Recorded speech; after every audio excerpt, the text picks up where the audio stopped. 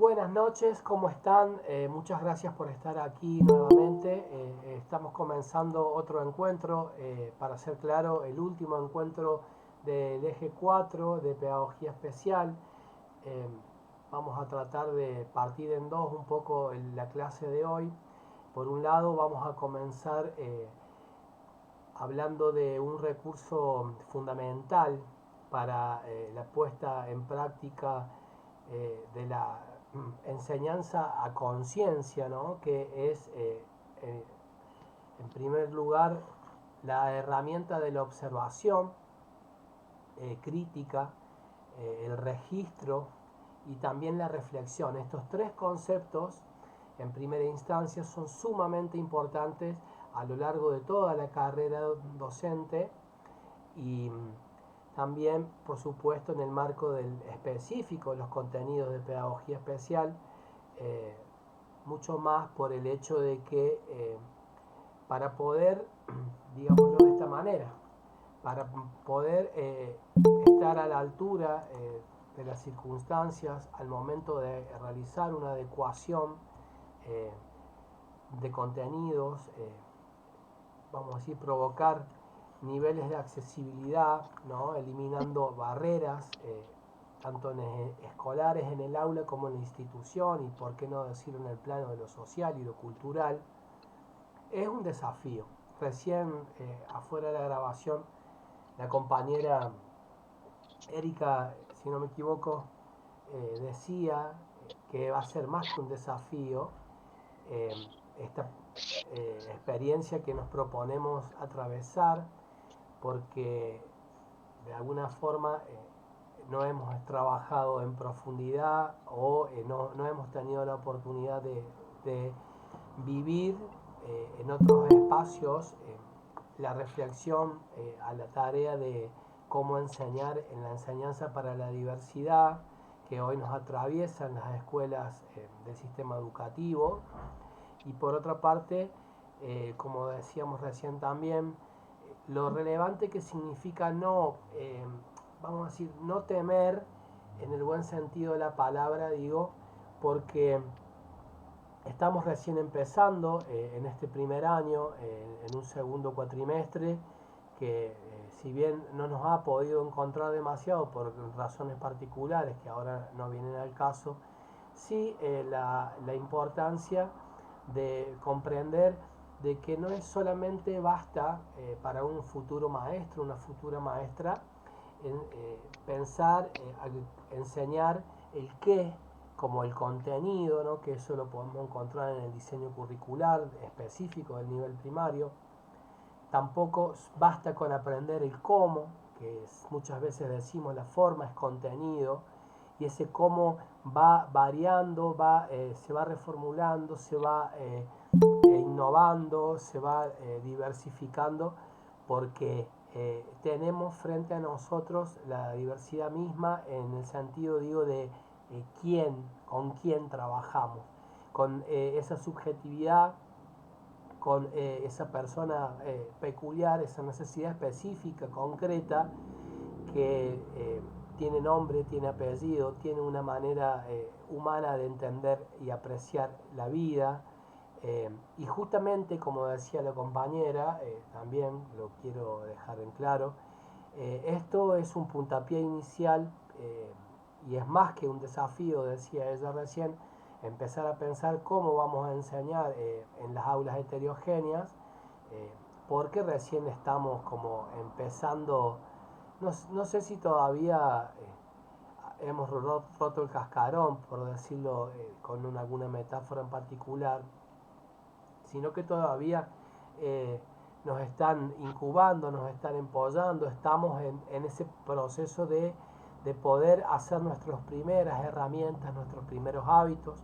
Pero yo digo algo que es sumamente para mí relevante, es eh, muy importante tenerlo presente, que significa vamos a decir, la, la aventura, la valentía de enfrentar con, está bien, con temor, pero con ganas de superar esos miedos, sobre estas nuevas realidades, a poder llevar adelante tareas, de poder aprender a justamente hacer adecuaciones, a diversificar las consignas, a aprender a conocer ese quién, con quién vamos a trabajar, cuáles son sus ventajas, sus desventajas, vamos a decir, sus fortalezas como sus debilidades.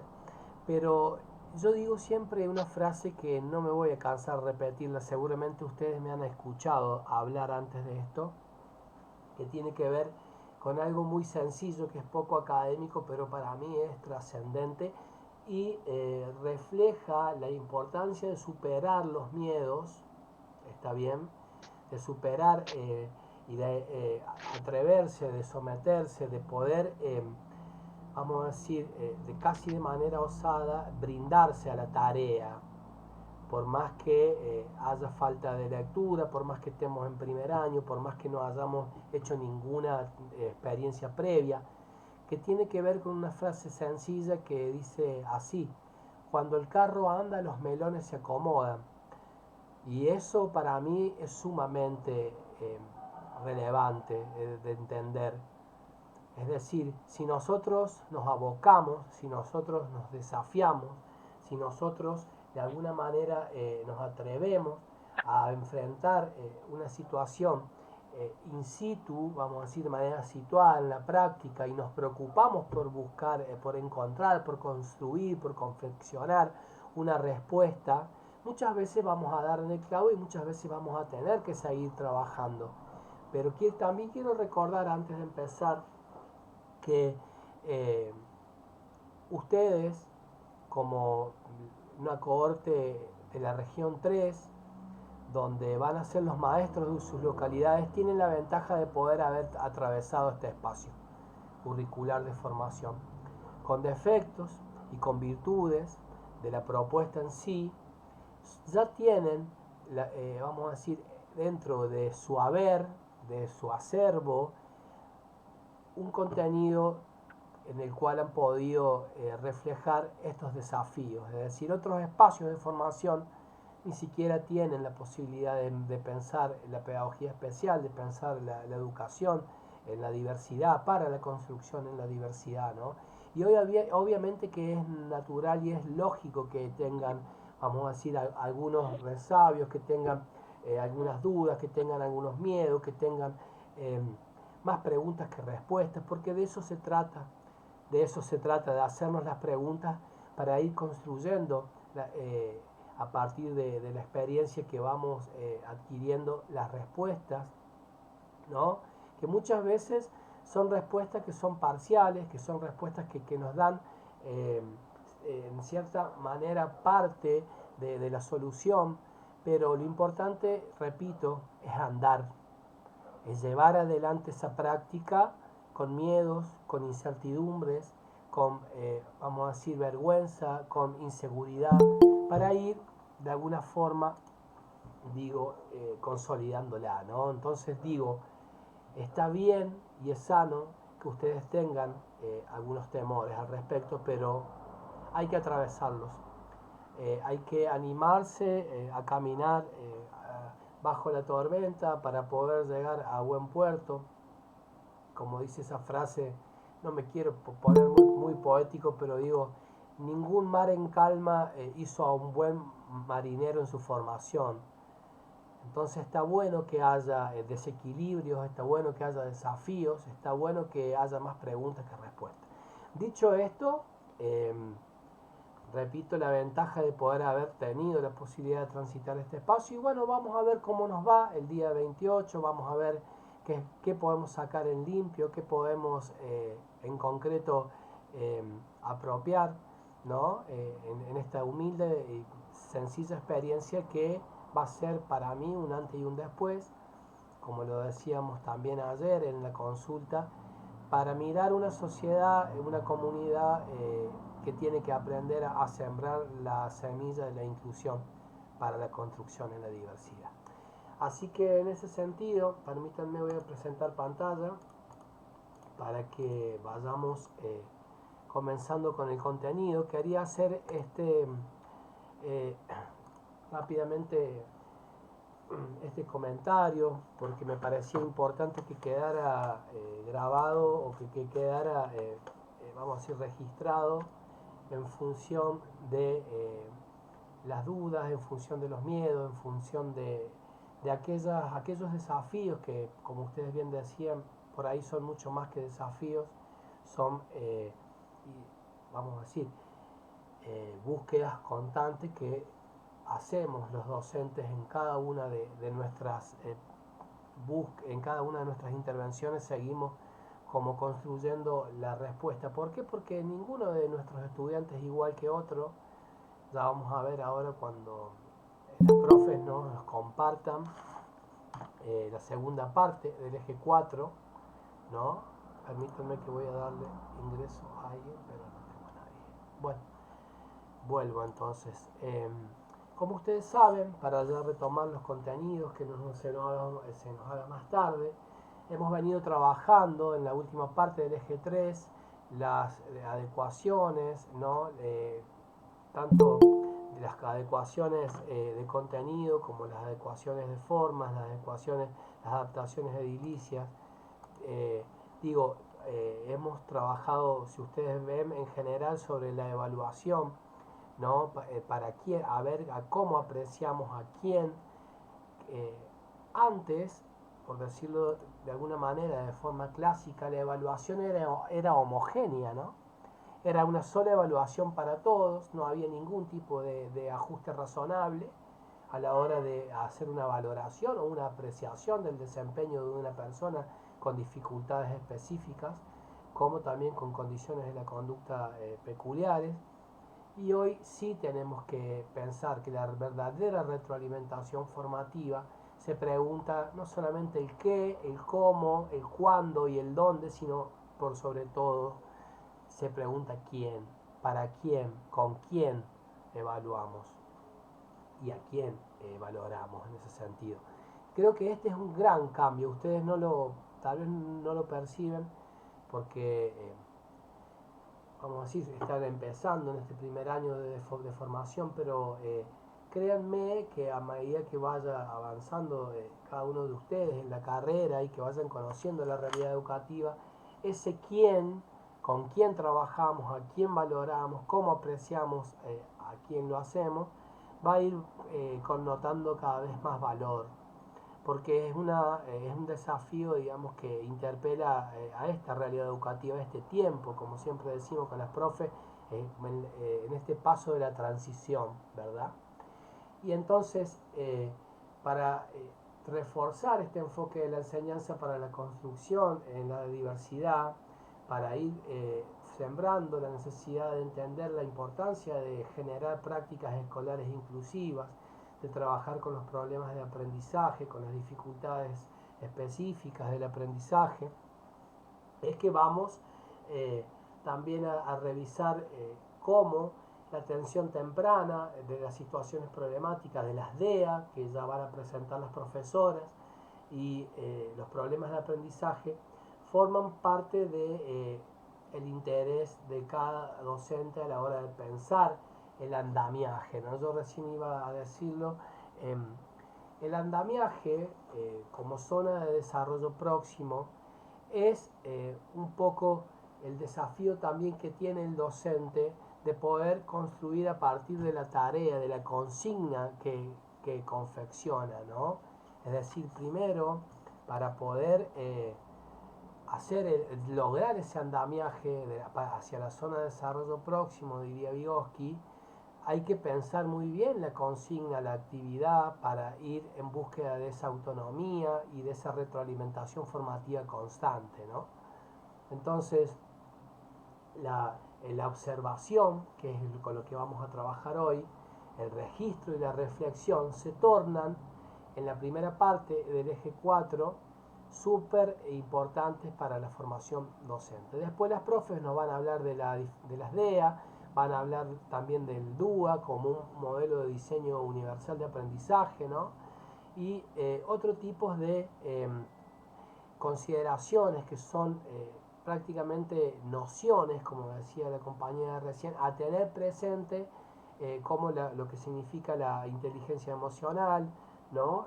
Las habilidades socioafectivas y en este sentido la importancia de la regulación de las personas con discapacidad y también la autorregulación, ¿no? Es decir, poder entender que una persona que está desregulada por alguna dificultad en particular, es difícil que intelectual o emocionalmente desde el punto de vista corporal pueda predisponerse al aprendizaje. Entonces es muy importante que ustedes entiendan que la educación emocional, en la asertividad, en la regulación y en la autorregulación de las personas son como cruciales condiciones para poder empezar un vínculo pedagógico con una persona con discapacidad, ¿no?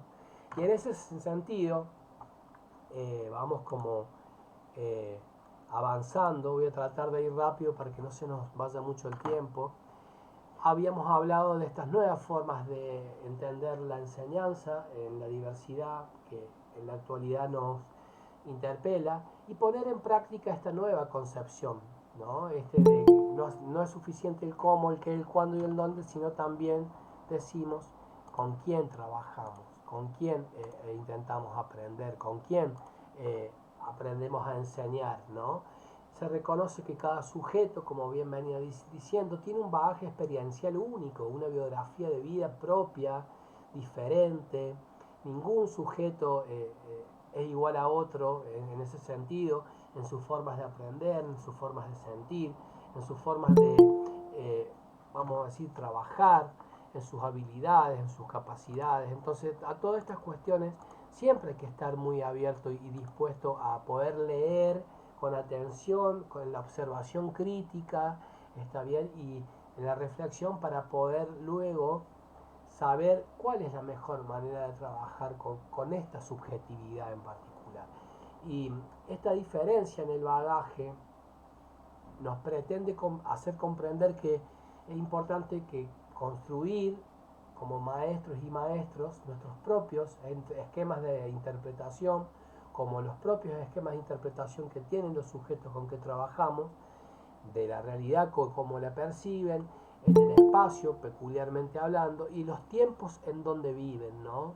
Y cómo evolucionan todas aquellas habilidades sociales, cómo van evolucionando todos aquellos conocimientos, saberes y prácticas que van adquiriendo nuestros estudiantes. Dice Rebeca Nijovic que todos podemos aprender, tal vez no de la misma manera ni los mismos contenidos ni los mismos conocimientos, pero sí la diversidad está presente y debe ser valorada en las aulas con carácter inclusivo, dado que la heterogeneidad son palabras que van anclándose en el aula y que cada día van encontrando su lugar en la realidad y también en los diseños curriculares, ¿no?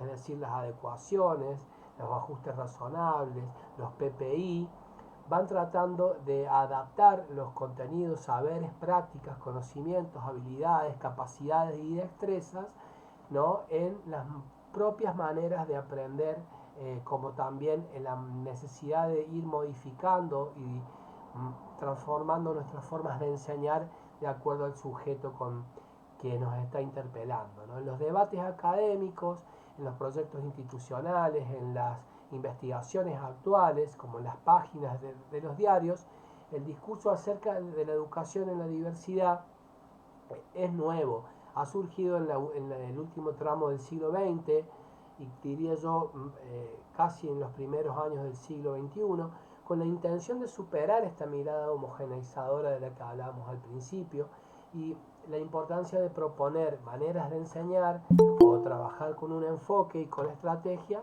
que sean realmente más inclusivas, ¿está bien?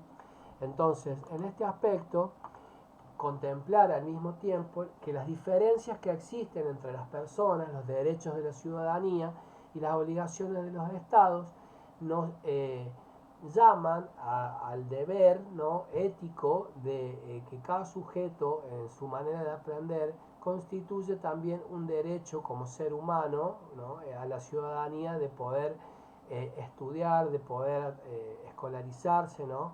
Y también en este aspecto el Estado como garante del derecho a la educación, como habíamos hablado, de igualdad de oportunidades, con equidad y de calidad, tienen la obligación de brindar.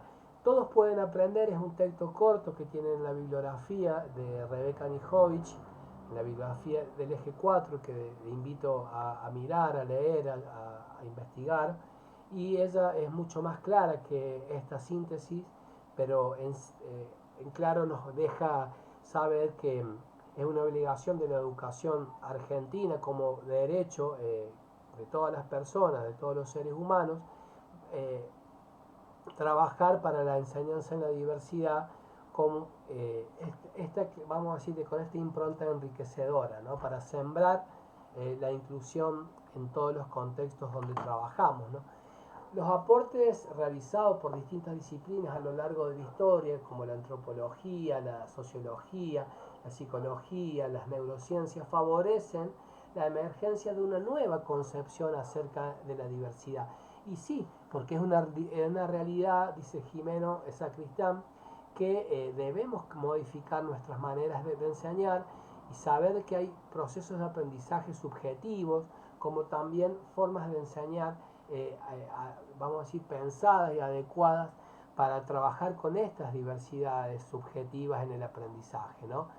Jimeno dice que todo lo que pueda hacerse por romper la uniformidad de las fuentes de información homogéneas, todo lo que pueda introducirse y romper estos ritmos de aprendizaje homogéneos, sino más bien entender que la diferencia en los estilos de aprendizaje, en la atención, en los recursos distribuidos entre alumnos según sus desigualdades o sus desiguales necesidades, va a decir el autor, es importante porque nos permite variar el monolítico, el unívoco esquema del horario escolar, ¿no? Que esclerotiza los procesos de enseñanza, los monotoniza, los hace rutinarios, los hace, vamos a decir, mecanicistas, y nos perdemos en la vorágine de los tiempos escolares, perdiendo el valor que tienen las diferencias en las subjetividades, ¿no? Y también es importante desbordar los espacios de aprendizaje y disponer de tareas distintas en las que se pueda trabajar al mismo tiempo con estudiantes y admitir estilos de aprendizaje diferenciados, decíamos recién, ¿no?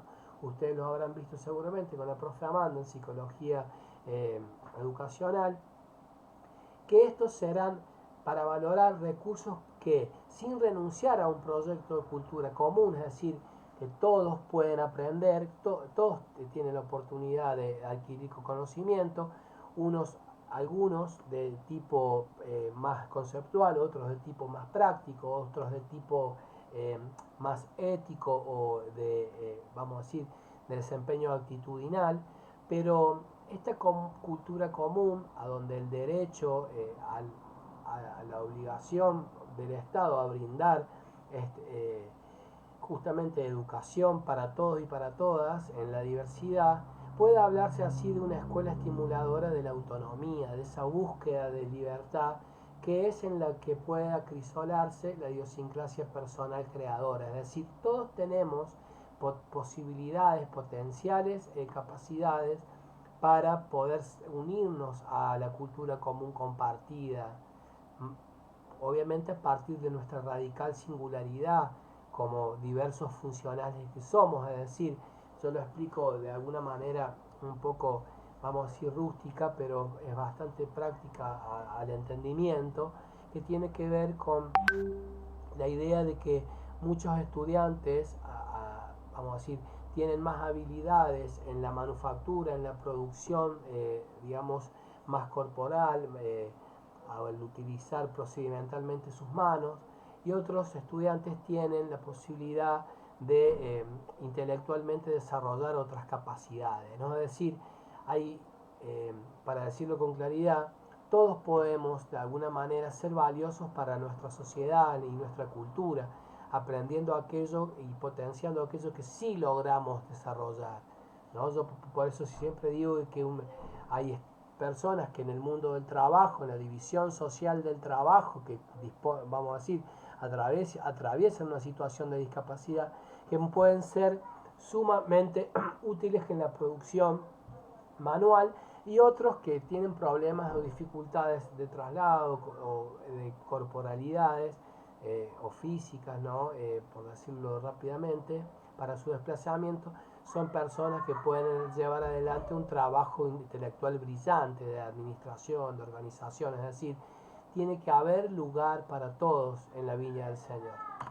Entonces, pensar en el equilibrio entre lo común y lo diverso nos plantea la pregunta de qué entendemos por común. Y Cornu dice que común no significa uniforme, sino posible y abierto. Y entonces, mirándolos desde este lugar, todos tenemos la oportunidad de aprender en un espacio común, ¿no? Para que el mundo nos permita avanzar en nuestras posibilidades. Para quien lo común trata de incluir a todos los niños y niñas en la educación obligatoria. Lo común no es único, uniforme, unívoco, sino es lo posible, sin perder de vista que también es en función de la escuela diferenciar para una sociedad diferenciada, es decir, de alguna manera poder valorar la cultura, la idiosincrasia, antropológicamente hablando, de lo particular de cada una de las comunidades en las que trabajamos como docentes. El enfoque de la diversidad en educación supone un nuevo modo de mirar a las escuelas, a sus actores, a los procesos de enseñanza y aprendizaje, a la luz de valores democráticos, ¿no? Donde todos se sientan parte, tengan ese sentido de pertenencia a la escuela, al aula, al grupo aula, a lo que significa la cultura institucional. Y el enfoque de la diversidad en educación encuentra su correlato didáctico, es decir, en la diversificación de la currícula, en la manera que yo diseño las actividades para el aula heterogénea, entendiendo que son la dimensión teórica y práctica de una misma perspectiva pedagógica. ¿Qué quiere decir esto? De que tenemos que aprender a enseñar en la diversidad porque todas las subjetividades que nos llegan hoy por hoy a nuestra aula, a nuestra escuela, tienen distintos estilos y formas de aprender. Lo hemos dicho. La intervención educativa de esta nueva concepción del enfoque de la enseñanza para la diversidad hace alusión a que debemos adaptarnos a la diversidad de los sujetos, vuelvo a repetir, a los que se pretende educar y no pretender la conocida dinámica inversa para poder de este modo garantizar la igualdad de oportunidades, ¿no? Ya lo hemos dicho, lo volvemos a plantear, para que todos puedan ser reconocidos en sus diferencias iniciales, ¿no? Y acá hay una viñeta, digamos, como una especie de meme, si ustedes quieren, de una imagen gráfica que es muy real, y dice la niña a la señora, le dice, ¿cómo sabe usted que tengo una dificultad de aprendizaje? Tal vez no sea que usted tenga una dificultad de enseñanza, y es a eso lo que nosotros apelamos, de que se animen creativamente, de manera innovadora, a aprender a enseñar de manera diversificada de acuerdo a las necesidades pedagógicas subjetivas de cada uno de nuestros estudiantes. Rebecca Nijovic va a decir que el aula heterogénea es un espacio en el que todos los alumnos, ya sea que presenten dificultades o que se destaquen, puedan progresar y obtener resultados en la medida de su potencial real, que es lo que hemos venido diciendo, tanto a nivel cognitivo, como a nivel emocional, como a nivel afectivo, como a nivel social. ¿Está bien? Entonces el reconocimiento del derecho de los seres humanos a ser diferentes no se contrapone a la función de que le cabe a cada sujeto como integrante de una sociedad. Hay que poder hacer fuerza, poder plantar esa semilla para que la sociedad sea capaz de manera inclusiva, de hacerle lugar en la división social del trabajo y en el reconocimiento, en la cultura, a todas aquellas subjetividades que llegan, ¿no? Con sus propios talentos, con sus propias fortalezas, como con sus debilidades. Por lo tanto, por ser la atención a la diversidad un enfoque sociohumanista que valora y predispone, vamos a decir, la condición humana por encima de todo, en la práctica educativa, no existe contradicción alguna entre el respeto al individuo autónomo, ¿no? A esto de desarrollar en el horizonte de la búsqueda constante de la autonomía, como la respuesta a las necesidades colectivas de la sociedad. Es decir, dicho fácilmente, hay lugar para todos aquí. Es cuestión de que podamos aprender a enseñar para que cada uno ocupe de alguna manera su lugar y se sienta reconocido en su integralidad, ¿no? En su capacidad de hacerse parte. Todos pueden aprender, pero para que eso suceda, todos los estudiantes necesitan recibir tareas desafiantes, ¿no? Es decir, necesitan encontrar la manera de hacernos saber a nosotros. Hijo, estoy ocupado, mi amor. Ya te llevo. Espera. Decía que para que todos puedan aprender,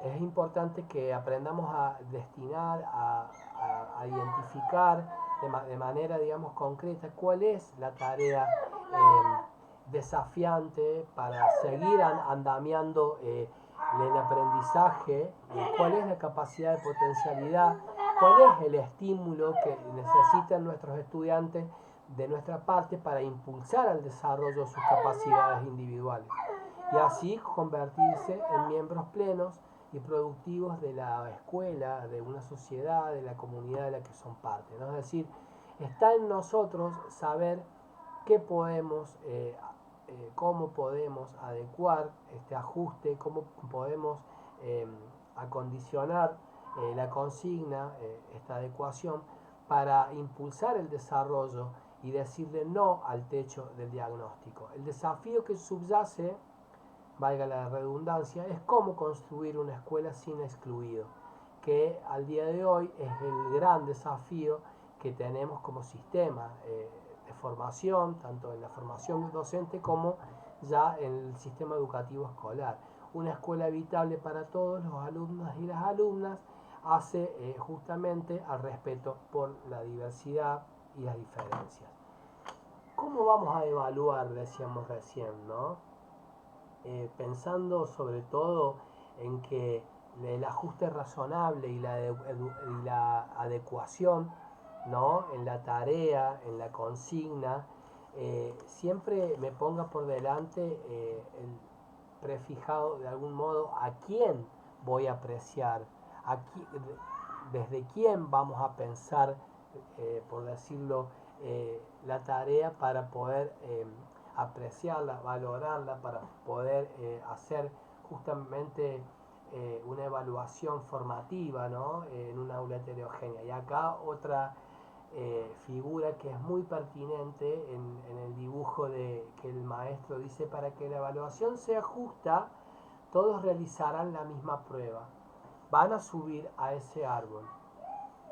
Y la verdad que es chistoso y cómico a la vez, pero también es muy ilustrativo para poder comprender de que no podemos pedirle peras al olmo, no podemos pedirle justamente a un elefante que suba a un árbol, ni tampoco mucho menos a un pez, porque es decir, hay que aprender a enseñar a desarrollar y a valorar cada una de las potenciales particulares de cada subjetividad con la que trabajamos, para que la evaluación sea acorde a sus posibilidades, sea acorde a sus talentos, sea acorde a sus potencialidades, a sus destrezas, a sus habilidades sociales. Entonces, no se puede evaluar de manera uniforme ni unívoca con una sola consigna a la heterogeneidad en el aula. Cuestiones nodales de cómo planificar la enseñanza en este marco de la diversidad: se deben considerar algunas cuestiones en el trabajo para y en las aulas heterogéneas que tienen que ver primero con el entorno educativo, ¿no? Particularmente el uso de los espacios, ¿no? Que no sean diferenciantes, también el tema de los mobiliarios, de poder disponer el lugar para que todos se sientan parte. La segunda, la organización del trabajo en el aula, trabajar, como decíamos en la clase anterior, haciendo hincapié en los grupos, en la parte cooperativa, en la solidaridad de cada uno de nuestros estudiantes, porque decimos siempre, lo repetimos, los estudiantes aprenden también de sus mismos desempeños, de sus mismas actividades.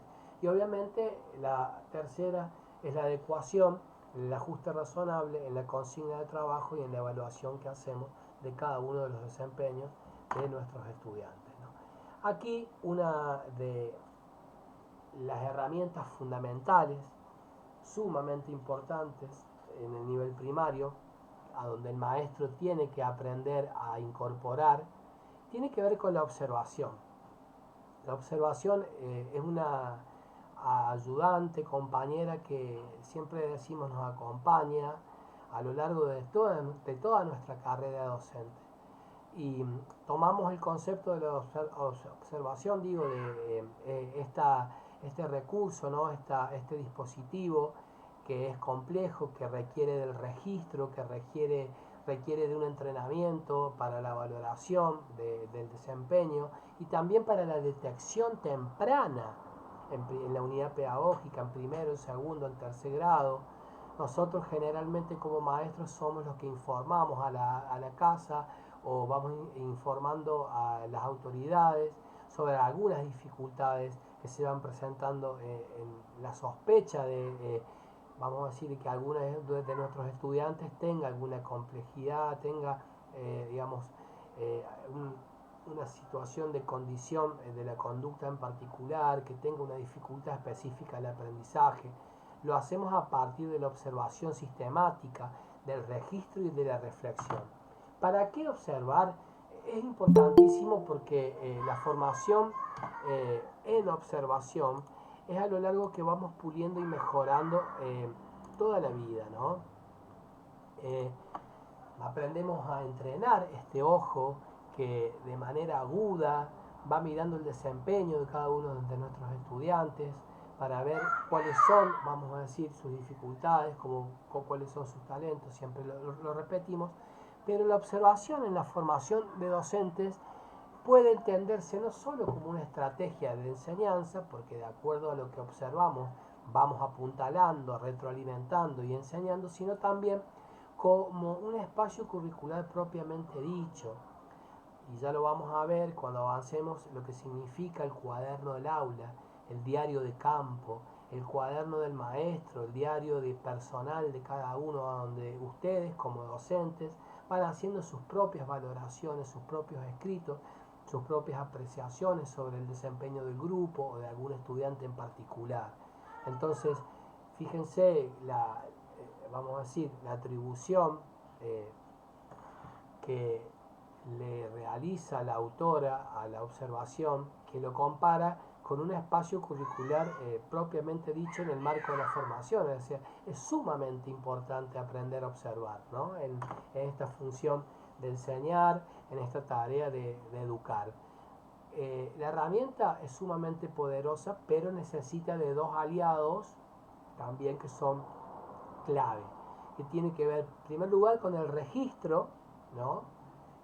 La manera de registrar puede ser la observación participante, puede ser la observación, vamos a decir, la heteroevaluación, puede ser la coobservación, puede ser, digamos, la manera en que llevamos adelante un registro, puede ser escrito, puede ser audiovisual, puede ser grabado, puede ser a partir de las producciones de nuestros estudiantes, pero cuando registramos necesitamos sistematizar para poder reflexionar sobre lo que vamos observando y saber qué aspectos debemos tener en cuenta de aquellas dificultades que se producen o de aquellas certezas que vamos afirmando, ¿no? Y sí, la observación es una estrategia transversal para el docente a lo largo de toda su vida.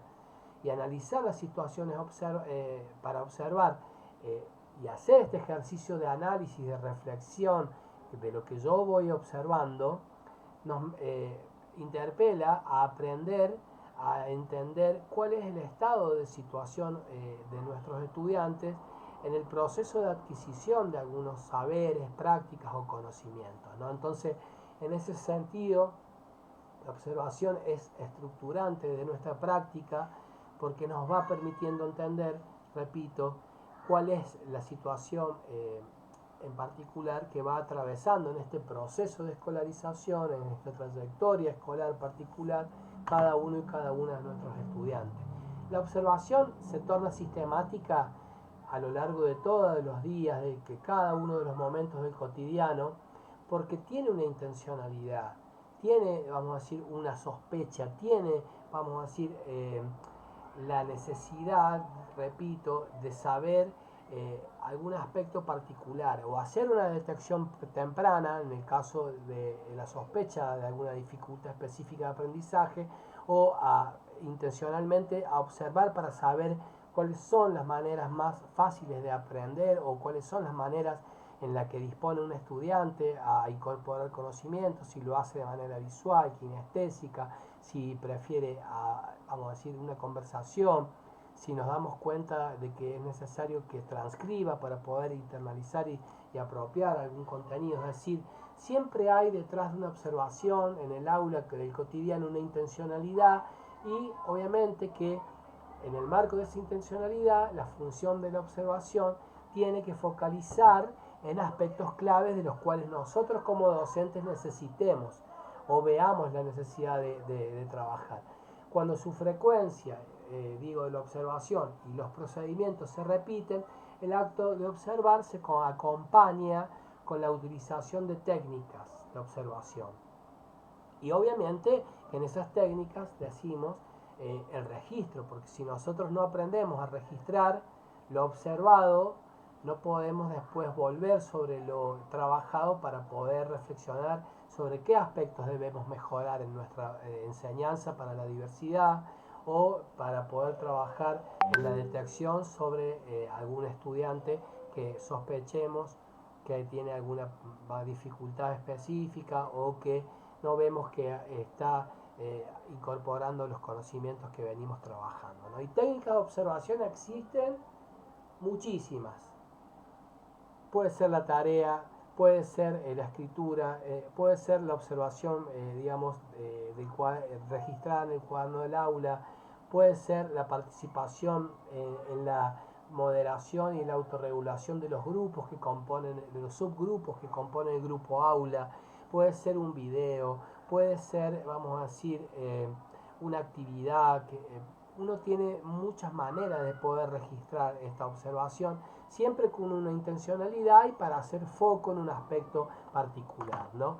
Entonces, hay que observar con detenimiento, requiere un tiempo prudencial de la observación para que el registro nos pueda ayudar a constatar, ¿no?, aquella sospecha que nosotros estamos, vamos a decir, visualizando, y también las situaciones observadas no son siempre completas y en realidad son cambiantes. Por eso la necesidad de poder sistematizar esta observación, es decir, de poder ver de forma, a partir del registro, qué es lo que se va presentando como recurrente, qué aquel aspecto de la focalización que hacemos como maestros queremos tener en cuenta o necesitamos tener presente para ir vislumbrando, para ir descubriendo sobre qué aspecto de la enseñanza debemos trabajar para nuestra propuesta, ¿no?, como maestros y maestras. Entonces, la herramienta de la observación articulada con el registro y la reflexión en el antes, es decir, sobre la planificación, el durante, como dice Donald John, en el acto de enseñar, como el después, que es una vez que uno haya llevado adelante ya la propuesta de enseñanza, ya se ha materializado, ya la ha llevado a cabo, seguir reflexionando sobre qué aspectos es necesario, vamos a decir, seguir trabajando o modificar o, vamos a decir, consolidar o asegurar que está bien hecho, es decir, poder ir afianzándose en algunos recursos, en algunas herramientas que llevamos adelante. El tiempo de la observación es importante para la detección temprana y como también para la retroalimentación formativa, es decir, si nosotros no observamos cuáles son las dificultades a lo largo de un longitudinalmente hablando, de un tiempo prolongado sobre un estudiante en particular, no vamos a poder tener insumos de registro para poder decir, mamá, papá, los llamo a esta reunión porque hace tiempo que venimos sospechando una cierta dificultad, sería bueno que en conjunto con vamos a decir, con el trabajo con los directivos de la escuela y con el equipo interdisciplinar, en el mejor de los casos que exista, pueda hacer una interconsulta y podamos revisar si esto es una cuestión situacional, pasajera, o realmente hay alguna dificultad un poco más estructurante, un poco más continua, ¿no? Como también las observaciones transversales que nos dejan ver muchas veces que está necesitando nuestro estudiante, nuestra estudiante, ¿no? Es decir, tiene que ser una observación sistemáticamente prolongada a través del registro y la reflexión a lo largo del tiempo, como también tiene importancia lo que por ahí despierta en el momento, lo que aparece de manera natural y vamos a decir espontánea, y que también es sumamente relevante como insumo para saber qué está sintiendo afectivamente ese estudiante. Entonces, el tiempo de la observación es también relevante, ¿no? Los momentos, como decíamos recién, la observación también se planifica, porque yo ya voy teniendo en el cuaderno del aula ciertas sospechas, se prepara en la observación con esa intencionalidad que es la que habíamos mencionado, y después se lleva a cabo en el contexto del aula, o en el contexto escolar, o en el contexto familiar, vamos a decir, o en las terapias, cuando hay un dispositivo de articulación integral, ¿no? Para luego poder tener insumos y llevar adelante un análisis, ¿no? Para poder sacar en limpio algunos aspectos. Entonces, esta interpretación de la situación conlleva el registro de la elaboración de notas, vamos a decir, de ciertos reportes que nos vamos produciendo para después luego pasar en limpio, analíticamente hablando, para ver cuál es en prospectiva la propuesta o la mejora que debemos llevar adelante, ¿no? Los instrumentos de evaluación, algunos de ellos son considerados los categoriales como registros cerrados, dados que quien observa deja fuera otros aspectos que no implican o no aplican a las categorías plasmadas en el instrumento. Es decir, por ejemplo, cuando definimos una lista de cotejo en una actividad que llevamos adelante en nuestra práctica de enseñanza, ¿no? También los registros narrativos, como venimos repitiendo, esto de la observación permanente y sistemática que nos permite ir registrando longitudinalmente de manera constante algunos aspectos con la intencionalidad que creemos que amerita, dado que el observador puede registrar mayor cantidad de información, y es por ello que cuenta con dos momentos. Uno durante la observación, donde va haciendo valoraciones objetivas, ¿no? Y un momento reflexivo, como bien decíamos, después analítico, para revisar las mismas. ¿Y qué quiero decir con esto de ser objetivo en la observación? Uno no puede hacer valoraciones personales o lo que cree que está viendo o lo que cree que corresponde. Tiene que ser objetivo y fidedigno a la hora de observar. No puede haber un me parece o creería, no, tiene que transcribir de manera concreta y específica lo que está observando.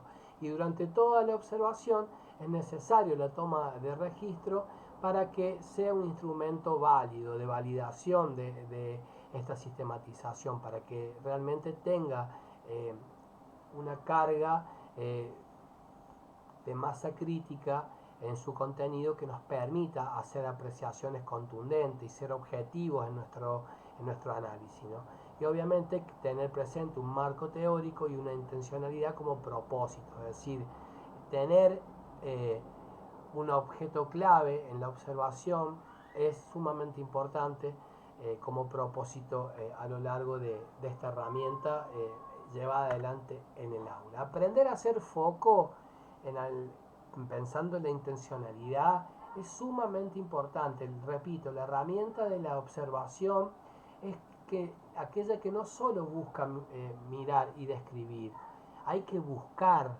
¿está bien? Hay que tratar de encontrar, porque si nosotros nos limitamos solamente a transcribir y a describir lo que vemos, muchas veces cuando se escapa esa intencionalidad al observar, no podemos encontrar lo que realmente estamos sospechando, lo que necesitamos hallar para tomar alguna otra decisión. Y aprender a hacer foco también conlleva en la toma de conciencia de los marcos de interpretación, esto de ser objetivo y de tampoco sobreimplicarse como la otra, vamos a decir, eh, opuesta, o vamos a decir lo que significa eh, esta cuestión de no estar polarizado de un lado la posición de extranjeridad como la posición de estar sumamente sobreimplicado en la observación, sino que hay que aprender a hacer equilibrio al observar.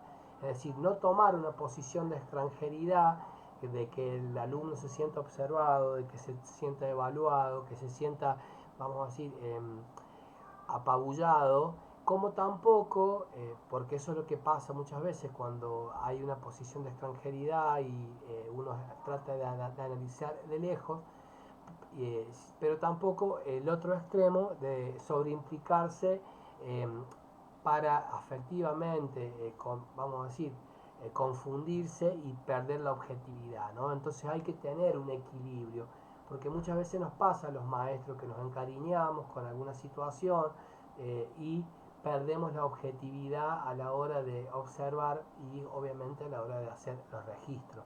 La subjetividad es culturalmente situada y no se dispone de verdades absolutas, sino de versiones construidas que se van reformulando, se van, vamos a decir, reeditando de acuerdo al proceso de la observación en sí mismo, en la longitudinalidad a lo largo, digamos, de la herramienta a la hora de sistematizar, ¿no? Entonces, tener estos recaudos para que la presencia del observador no genere reactividad en los estudiantes que les haga cambiar su actitud, que no los altere, sino más bien realizar acuerdos tácitos, de encontrar una ubicación disimulada, donde muchas veces caminar el aula y trabajar, implicarse en la tarea con los alumnos nos permite aprender a hacer registros de observación más objetivos y construir equidistancia. Esto creo que es clave, ¿no? Lo que decíamos, no ser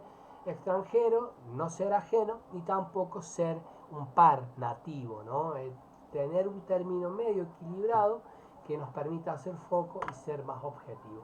Muchos errores saben surgir en este proceso de llevar adelante la aplicación de la observación como herramienta, que es, cuidado con estos errores, expresar muy poco sobre la situación observada o la que queremos observar, focalizarse en la atención y en el orden de la clase solamente y no en los aspectos que nosotros necesitamos registrar para poder luego analizar con objetividad, ¿no? Entonces, cuando el registro descriptivo contiene solamente hipótesis teóricas, esto de expresar supuestos del observador y valorar sobre un buen o mal accionar del docente o del estudiante, es un error muy recurrente, es decir, sobreimplicarse, poner sus pareceres, es decir, me parece, como decía recién, o creo personalmente, es decir, expresar supuestos de valoración del observador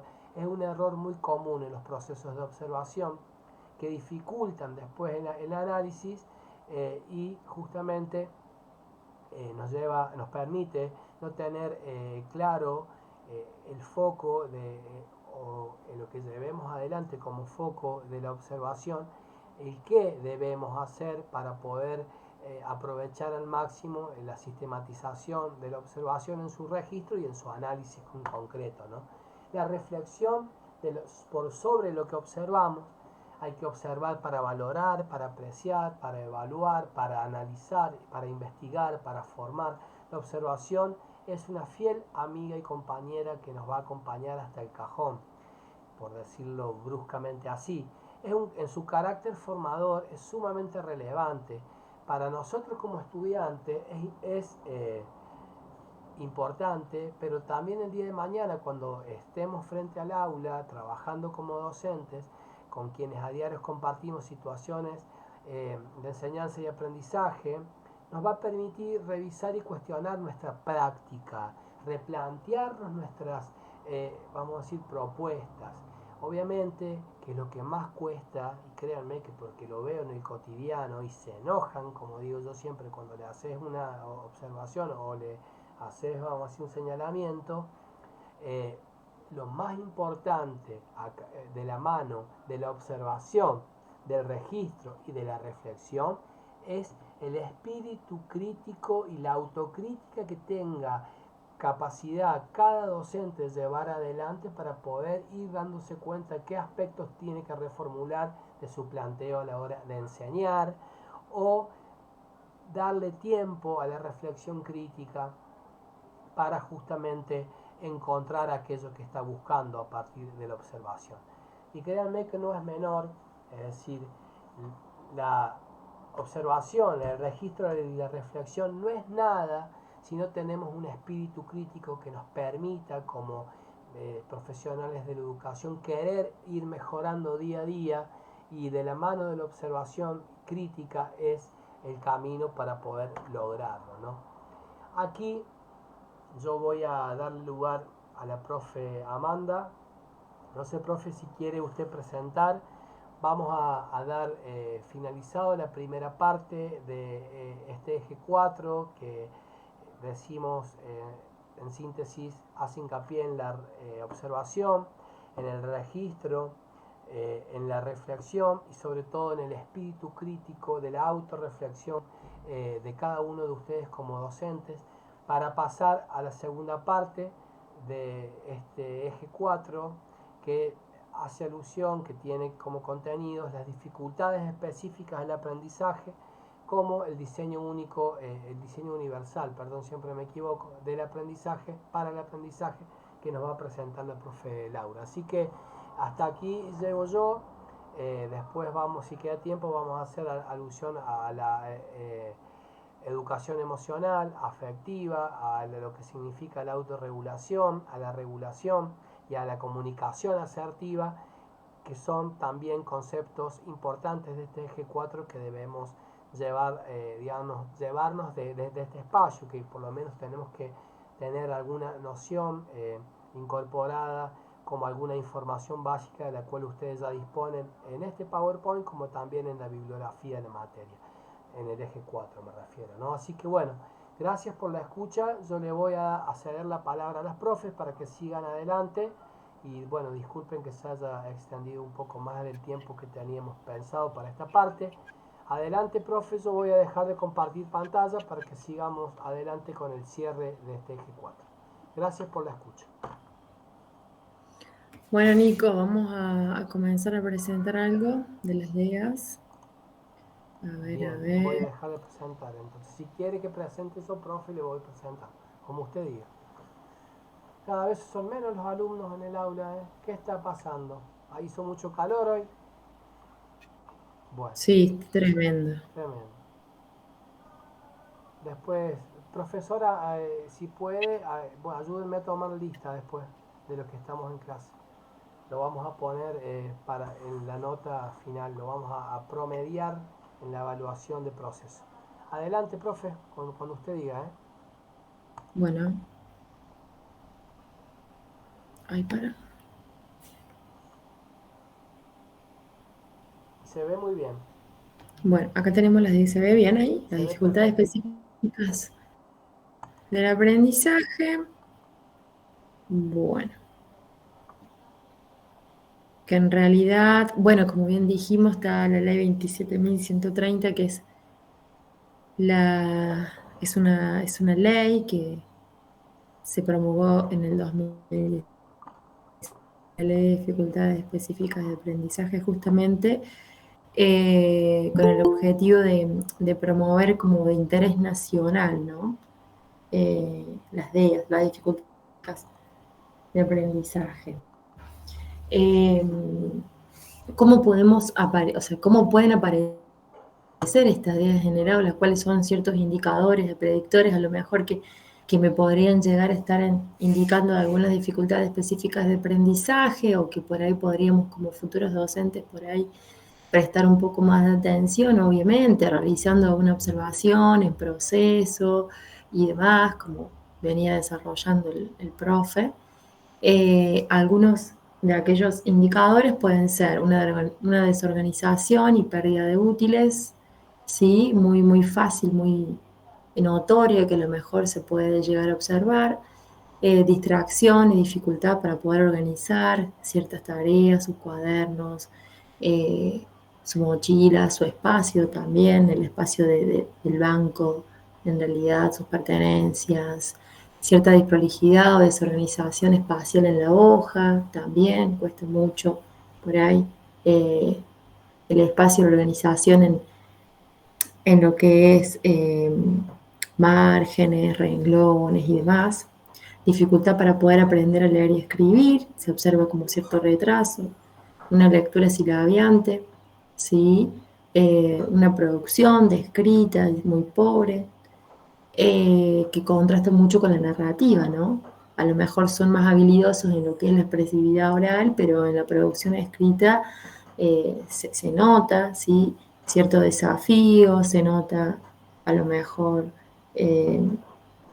un pequeño retraso, ¿sí? A lo esperado para la producción de su edad, ¿no? Dificultad para evocar ciertas palabras también se pueden observar, un escaso disfrute de tareas que implica ya sea en lectura o en escritura, o sea, eh, escaso disfrute hace referencia a que se suele frustrar, ¿sí? Fácilmente, ahí suelen aparecer ciertos indicadores, ¿sí? Emocionales que me hace estar como más atento o alarmante ante estas prácticas tanto de lectura como de escritura, ¿no? Son niños que por ahí a lo mejor pueden costarle eh, mostrar, ¿sí? Sus propias producciones, vergüenza, eh, ante estas prácticas, ¿no? Tanto de lectura como de escritura. Posible impulsividad y tendencia a evadir, bueno, como bien dije, tareas escolares. Acá está la ley nacional, la 26.306, ¿sí?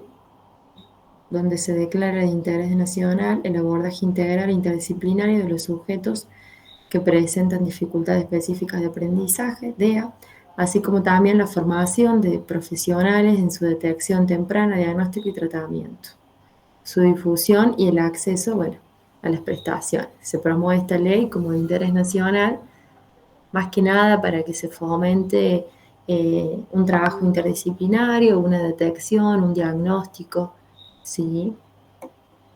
Y cierta capacitación profesionales también para que puedan abordar las DEA, las dificultades específicas de aprendizaje. Dentro de las DEAs encontramos la dislexia, ¿sí?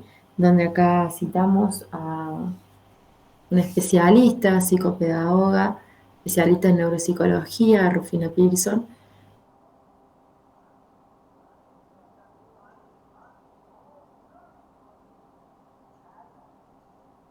específicamente, pero que hace referencia a una dificultad o porque presentan ciertos desafíos en una lectura precisa y fluida, ¿sí?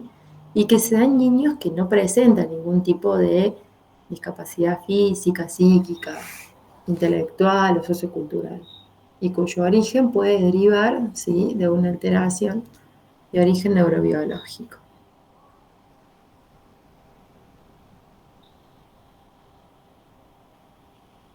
Bueno, la dislexia afecta de manera como persistente la decodificación, ¿sí? Fonológica, que hace referencia a la exactitud lectora y el reconocimiento de la palabra, la fluidez y la velocidad. ¿Qué quiere decir esto? Que en realidad son niños que le cuesta o presentan cierto desafío o dificultad en lo que es conciencia fonológica, ¿sí? En lo que es poder hacer una buena decodificación del fonema, ¿sí? Con la articulación del grafema, ¿sí? Entonces, esto lleva, por lo tanto, a un procesamiento de velocidad por debajo de lo esperado y por ende también lleva a una fluidez también por debajo. El déficit en el procesamiento fonológico altera, por lo tanto, la decodificación, impidiendo la identificación de la palabra y bloquea ciertos procesos superiores, no pudiendo encontrar como el sentido del texto.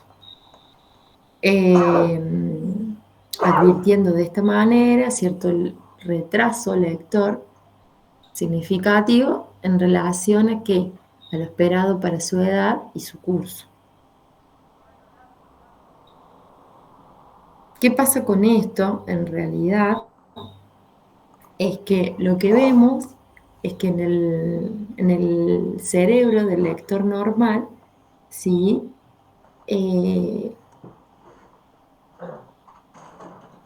Para poder producir en realidad la lectura, la práctica de la lectura propiamente dicha, se ponen en juego ambos hemisferios, ¿sí? El hemisferio derecho y el hemisferio izquierdo. Se comunican entre sí, ¿sí? Ya que el hemisferio izquierdo se ocupa de procesar todas las funciones del lenguaje y en el hemisferio derecho, ¿sí? Se especializa más en la información visual y espacial.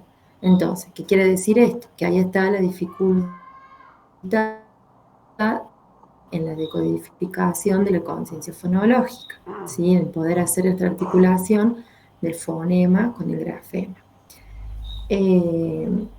Que en un lector que presenta esta condición, esta dislexia, hay una disfunción y un fallo en el hemisferio izquierdo, ¿sí?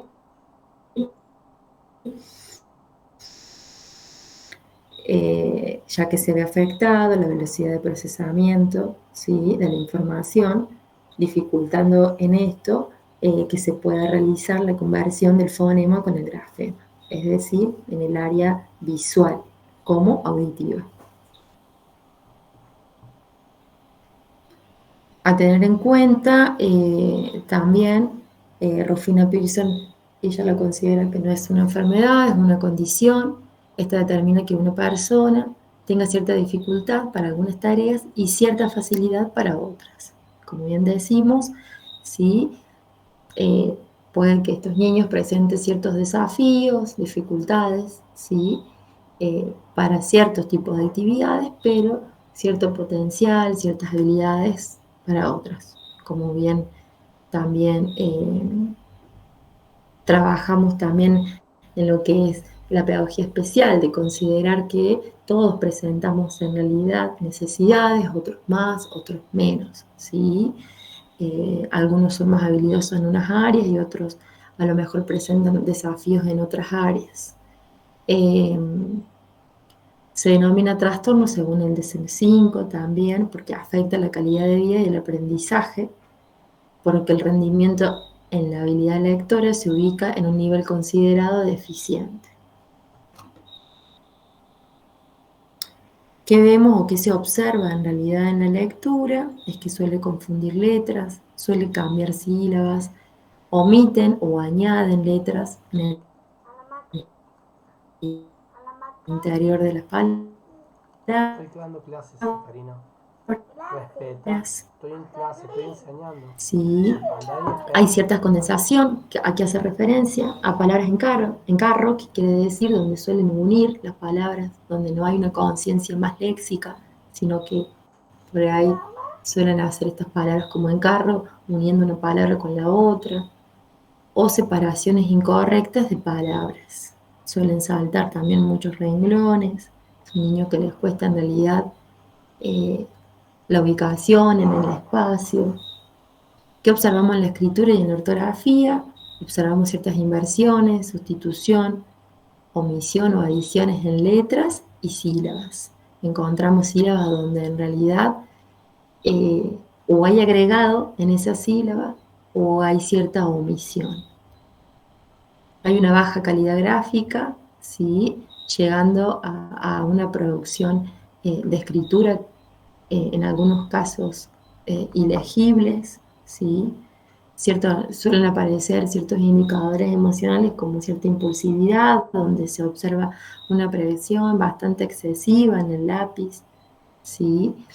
Y hasta también suele encontrarse que por ciertos indicadores emocionales, ya sea de impulsividad, inseguridad, también suele notarse como una toma de lápiz como bastante ineficiente o una postura que no es la adecuada y que produce en realidad también, bueno, cierta dificultad o desafío, llevando a ciertas inseguridades.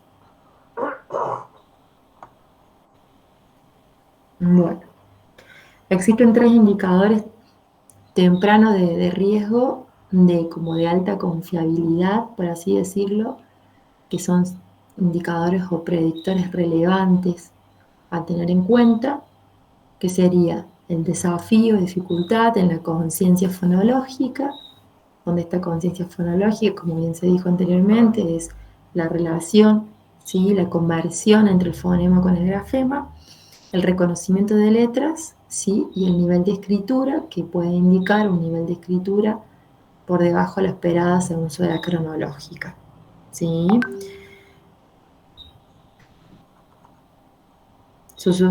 Si su desarrollo como que, bueno, no sigue lo esperado según cada edad, y la edad hace referencia a esa edad cronológica, se considera que el niño se encuentra, bueno, en riesgo de presentar cierta dificultad en la adquisición de la lectoescritura y por lo tanto de presentar dislexia.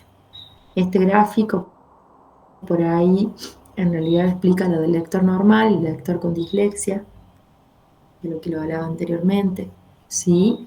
En el lector normal, ahí vemos la buena decodificación fonológica con la representación gráfica, esta conversión del fonema con el grafema, ¿sí? Cada grafema es la letra en sí misma, el dibujo de la letra, y el fonema es el sonido que tiene esa letra, ¿sí?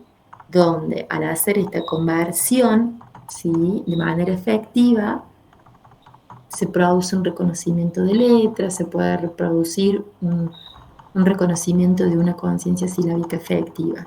Pero para que esto funcione, para que esto en realidad se procese de manera efectiva, tiene que en realidad ponerse en funcionamiento, ¿sí? Tanto el hemisferio derecho como el hemisferio izquierdo. ¿Sí? En el lector con dislexia vemos esta dificultad o estos desafíos en la conversión, en realidad, tanto del fonema con el grafema, ¿sí? Tanto en el hemisferio izquierdo como en el hemisferio derecho. Y que llevan a alterar el significado propiamente dicho de la palabra, es decir, el significado. Alterando en realidad la palabra, invirtiendo, omitiendo, haciendo una adición, agregando letras. Bien.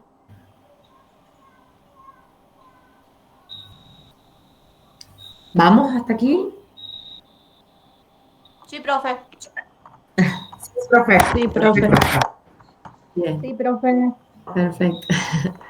Bien, otra de las DEAs es la disgrafía, que es un trastorno de tipo funcional que afecta más que nada la calidad de la escritura en sí mismo del sujeto, en lo que se refiere específicamente al trazado, a la grafía, a la coordinación óculo-manual para que se produzca la escritura propiamente dicha.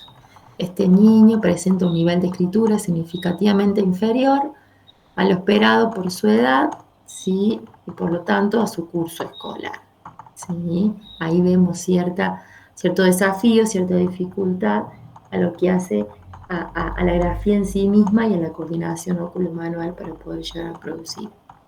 ¿Qué se observa? Acá está, déficit en la coordinación visomotora, ¿sí? Óculo-manual, que pueden impactar en una mala letra, en algunos casos hasta ilegible, y cierta desorganización espacial también, ¿sí? Que se puede observar en una digrafía, una lentitud para poder escribir, ¿sí? Muy lento, ilegible. En los dictados, por lo general, son niños que no pueden llegar a producir un dictado en su totalidad, cuesta bastante, hay una rigidez motora, ¿sí? O a su vez puede haber como una excesiva laxitud ¿sí? En lo que es la presión, la aprehensión del lápiz y la coordinación también, puede ser o una u otra. Puede haber trazos como muy variables, tamaño inadecuado de letras, pueden empezar escribiendo como muy grande, después como muy pequeño o muy pequeño. Y hay una falta de control en la presión del lápiz u otro elemento de escritura. Cualquier elemento de agarre de escritura, un lápiz, un fibrón, un crayón, en realidad también la presión del lápiz, la prensión es como que suele ser bastante dificultosa o no con una posición óptima, ¿sí? Postura inadecuada, incorrecta. Suele haber también cierta fatiga, frustración al escribir, enojo, ¿sí?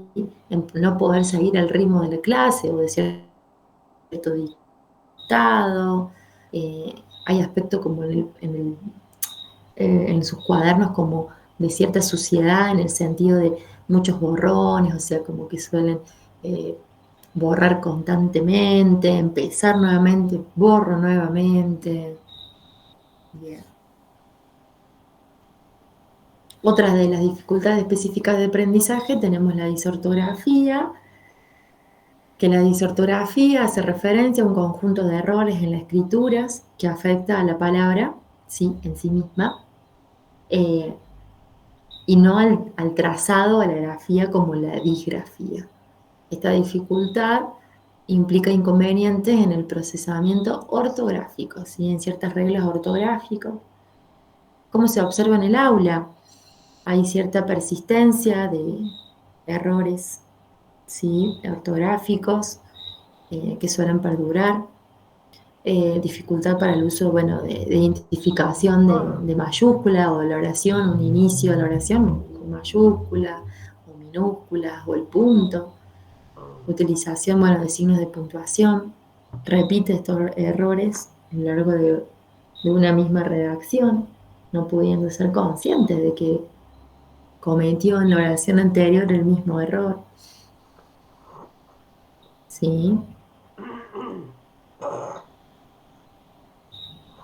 Presencia de grandes dificultades en la oración entre el código escrito y las normas ortográficas y ciertas escrituras de palabras. Un ejemplo, bueno, como se nota ahí, que está subrayado ciertas palabras, ahí, bueno, había, hecho, bueno, ahí se nota como que también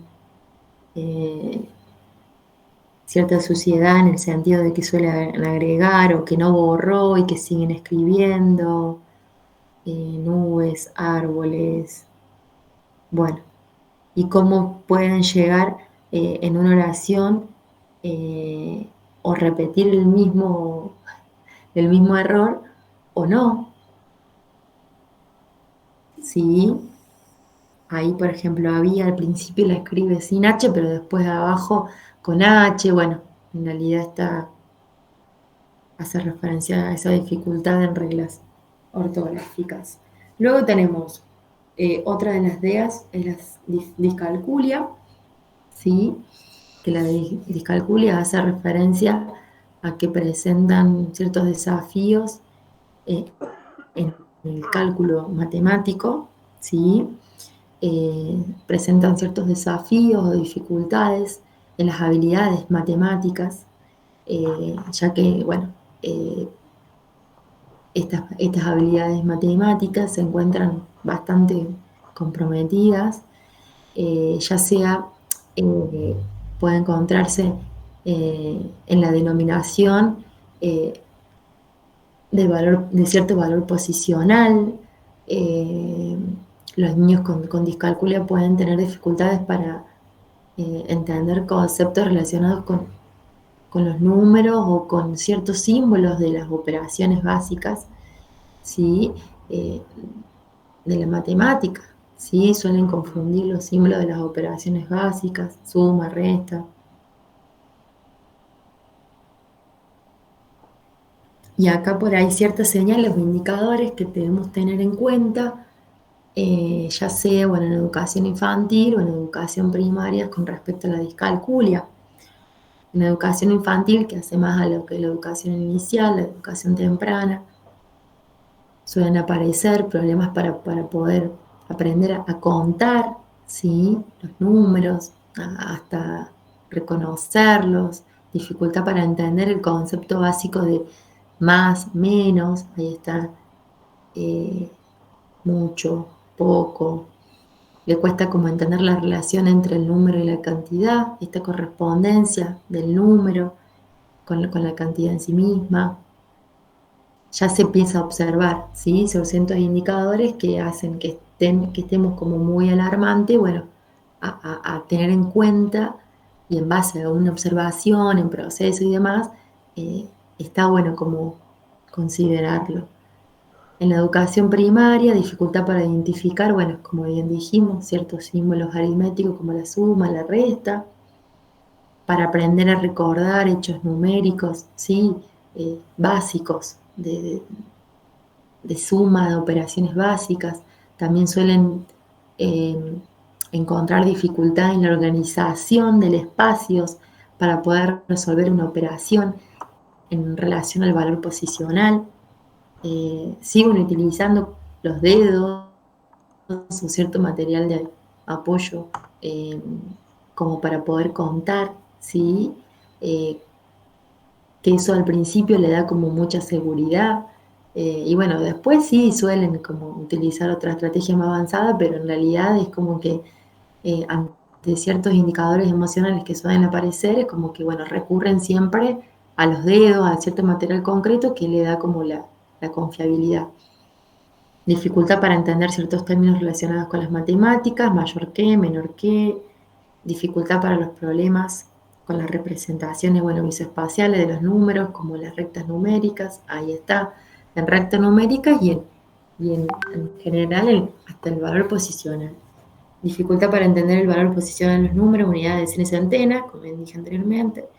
Problemas para escribir los números, para ponerlos en la columna correcta, en los cálculos escritos, ¿sí? Las famosas por ahí casitas de valores posicionales son niños que en realidad le cuesta muchísimo ubicar en valor posicional en lo espacial, ¿sí? Y así cometen errores en poder resolver ciertas operaciones básicas como una suma o como una resta, o las sumas o restas con dificultad también cuando nos llevamos un número,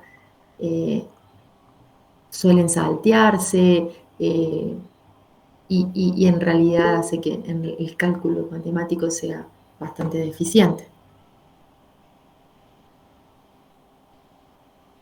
Algunas orientaciones que por ahí en realidad consideramos necesarias para poder trabajar lo que las DEA son ciertas adaptaciones o ajustes curriculares para garantizar el acceso al currículum común, promover la prioridad en lo que hace referencia a la oralidad y no dar o no fomentar prácticas o producción de escritura que fomente cierta frustración o malestar. Entonces dar como cierta prioridad a la oralidad. Tiempo en las actividades de ejecución de tareas, son niños que por ahí requieren considerar como ajustes razonables el tiempo, ¿sí? La consideración de un primer momento y a lo mejor no momento. Evitar las exposiciones frente a sus compañeros, ya sea de prácticas de lectura o que pueda mostrar alguna producción escrita. Evitar copiados extensos o dictados, ¿sí? Facilitar el uso de ordenadores, calculadoras o tablas, ¿sí? Que pueda agilizar a lo mejor ciertas producciones. Ajustar los procesos de evaluación a la singularidad del sujeto, como bien estuvo hablando el profe anteriormente, ¿sí? Ya que en realidad las aulas que nos interpelan, ¿no? Y el grupo clase son grupos heterogéneos, plurales, entonces es importante considerar los ajustes, ¿sí? Y cuando hablamos de ajuste también en la evaluación, ¿sí? considerando la subjetividad y las necesidades que presentan nuestros estudiantes. Y bueno, el equipo docente institucional debe velar por la igualdad de condiciones. Sí, creo que eso es fundamental. ¿Mm?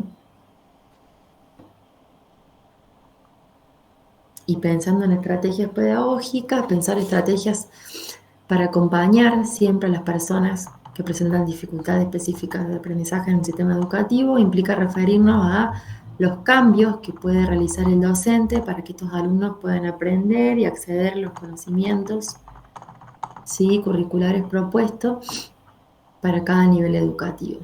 Por tal motivo, dichos cambios se refieren a las formas de presentar y evaluar la producción del conocimiento y no al contenido, ¿sí? Siempre hacemos referencia a esto, a la forma, al cómo yo voy a poder presentar, ¿sí?, el conocimiento para que este niño pueda acceder al mismo de acuerdo a su condición, ¿sí?, de acuerdo a su subjetividad, a su necesidad. La escuela es importante, como sugiere la escuela, la consulta, ya que la escuela no realiza un diagnóstico, sino que observa ciertos indicadores, señales, se observan ciertos predictores. Entonces es importante ver cómo en realidad sugerimos o hacemos interconsulta. ¿Para qué? Para evitar cierta angustia a la familia. La escuela invita a realizar un proceso de evaluación para que se genere un encuadre determinado. Invita a que la familia comente también qué observa en la casa, ¿sí? Si se observa también lo mismo que en la escuela, se describe lo que se ve, no solamente en un área, sino que se hace una evaluación en proceso en todas las áreas, ¿sí? A lo mejor explicamos por qué es necesario hacer esta interconsulta a un fonoaudiólogo, a un psicopedagogo. Explicamos por qué tal profesional, ¿sí?, psicólogo, fonoaudiólogo, psicopedagogo. Y bueno, y para ello es importante también trabajar en equipo con el equipo de orientación escolar, ¿sí? Que en este caso nosotros tenemos a la maestra especial, a la cual también es importante recurrir a ella y trabajar en equipo. Bien, hasta ahí vamos con la idea de la dificultad específica de aprendizaje. No sé si hay alguna duda, alguna consulta. Muchas gracias, Amanda.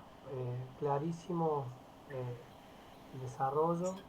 Hay mucho más, obviamente, por seguir estudiando, investigando. Sí. Quiero decirles rápidamente que tienen mucho material de lectura que es también claro, transparente y bastante explícito, digamos, en su escritura, en la explicación. También tienen en el eje 4 varias actividades que pueden realizar en función de las dificultades específicas que se vayan presentando. Así que ustedes vean que lo importante es dedicarle tiempo, trabajo y, como decían ahí en el chat de manera pertinente, eh, poder abocarse a trabajar afectivamente en el incentivo de nuestro estudiante para que él crea realmente que es capaz de poder aprender, encontrar técnicas alternativas, maneras de poder incorporar saberes, conocimientos, es sumamente importante, ¿no? Y en ese sentido les pedimos que revisen la bibliografía del eje 4 porque es realmente amplia. Aparecen todas estas dificultades, hay teorías sobre las DEA, hay teorías sobre el DUA y hay muchísimas estrategias de actividades que hemos compartido que son a modo de ejemplo en realidad, para que puedan disponer a mano, para que puedan conocer. También hay otras actividades para diagnósticos, por ejemplo, como autismo, diagnósticos como Asperger, como TDAH, TDAH, perdón. Entonces, es importante agregar esto, ¿no? Que revisen la bibliografía, que hemos colocado muy variado material. Inclusive le hemos colocado una carpeta con un kit de recursos de cómo hacer actas de acuerdo con los profes del equipo de la escuela, cómo hacer, como decía Amanda, los PPI muchas veces no se hacen para todas las áreas en particular. El PPI por ahí se hace solamente para el área de lengua, porque en el resto de los contenidos del área de matemáticas, sociales, naturales, etcétera, el estudiante se desempeña bien, pero tal vez tenga que hacer vamos a decir, una adecuación, un ajuste específico en esa área en particular, porque tiene como un ritmo de aprendizaje un poco más ralentizado, paulatino. Sí, Entonces, sí. en ese sentido, vale la pena aclarar. eh, Cuando se hace un PPI en una escuela no siempre se hace para todas las áreas. A veces se hace para algún contenido específico de manera puntual, y ustedes tienen todo este material de estudio en la bibliografía, ¿no? Vamos siempre todos los años sumando cada vez más a la carpeta para que cuando necesiten una herramienta de este tipo sepan dónde ir a buscarla. Descarguen Ujú. los materiales, háganse sus carpetas bibliográficas de cada uno de los ejes de la materia, porque seguramente los van a seguir retomando y necesitando a lo largo de su carrera. Profe, gracias por la clase, por la explicación. No sé si está la profe Laura por ahí para la última parte de esta clase, de Gracias a este cuatrimestre. ustedes. Estamos en contacto. Bueno, sí, sí. Sí, por Hola, buenas supuesto. noches, ¿cómo les va? Profe, buenas. ¿Quiere Bueno, que le presente, profe, y me va diciendo y voy pasando? bueno, Bueno, espéreme que voy a descargar acá el archivo, que lo tengo a mano. Acá está. Y ya arrancamos. ¿cansados? ¿Cómo? ¿Están cansados? Les pregunto a los Me chicos. imagino. Es tarde ya. Yo tengo, les cuento mientras voy cargando, los dos chicos míos con el virus mano, boca, pies, que hasta ayer era solamente Gaspar y ahora Seferino también, así que estamos complicados. Yo tengo un pinzamiento en las vértebras de la cervical, así que estoy a duras penas tratando de hacer lo mínimo indispensable para no seguir complicando más esta situación. Y bueno, son difíciles momentos para todos a esta altura del año. Yo le voy a pedir, profe, que haga la presentación como usted quiera, si puede hacerla de manera breve Bien, mejor. Y también, vamos, sí, sí. No, continúa, profe. no, que cualquier duda que tengan, que vamos a tener consulta la semana que viene de cara a la jornada, y también para ir asesorando en las actividades que están pensando cada uno de los equipos. No sé si querías agregar algo más, profe. Ya estamos compartiendo aquí la pantalla para que Bien, puedas... bueno, yo voy a hablar un poco del diseño universal de aprendizaje, que es un enfoque basado en la investigación para el diseño del currículo, es decir, con objetivos educativos, métodos, materiales y evaluación que permite a todas las personas desarrollar conocimientos, habilidades y motivación e implicación en el aprendizaje.